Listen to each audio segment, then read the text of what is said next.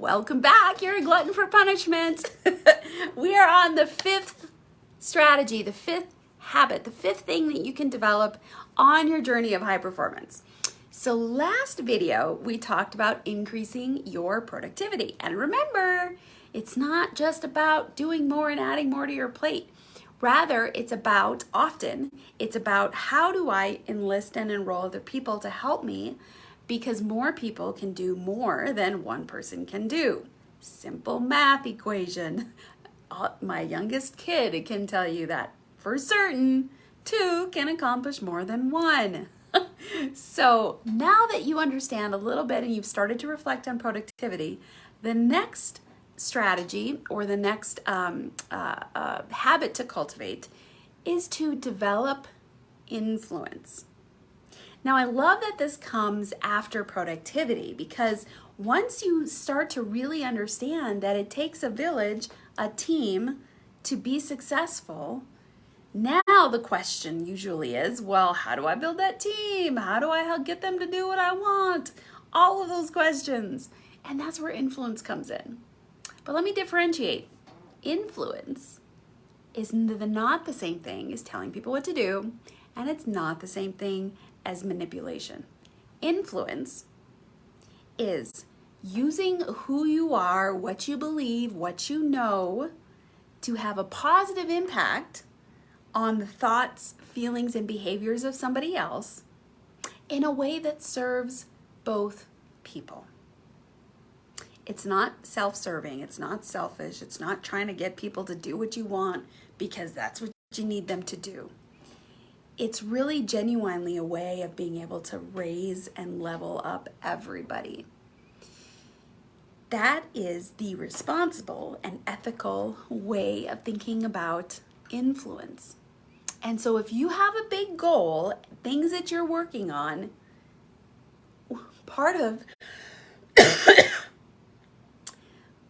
what your goal is going to end up being is, how do I influence other people to also recognize that this is a lofty but worthy goal, worth putting time and energy towards, so that they are bought into the journey and the mission just like you are. That's really what influence is about. Now recognize that influence might be influencing people on a team that you have created. It also might be, how do I influence my family or my spouse to be on board with what my dreams are, what my goals are?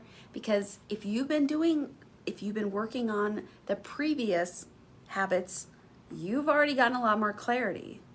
So now that you've got more clarity, you work on, how do I help influence people to also have the clarity that I have? It's a pretty complex kind of idea, concept, but at the same time, it's pretty simple. Not easy, but simple and complex. Okay, so it's all those things. So then the question, well, how do I influence, right? Let me just give you one simple thing to think about with influence, is that you are not going to be able to influence other people with your own life and your goals. The trick is not the right word, because we're not manipulating. The key, let's use that word, the key is, how can your goals, how can the things that you are working on, ultimately, how do those fit and benefit the other person? Because if they can understand how your goals, your journey, the things that you're working on, that you want them to help you with in some way, if you cannot help them understand that they actually match and fit and will benefit them as well, that is the key to help unlock influence. Because it's not about you, it's about them. Let me repeat that. It's not about you, it's about them. But it is still about you, because you're wanting to influence them in a positive way so that they influence you and your journey. So it's symbiotic, but it really is not about you, even though it is about you. I hope that's clear as mud. increasing your influence. That's 5. And we are going to wrap up with the 6th habit at the next video.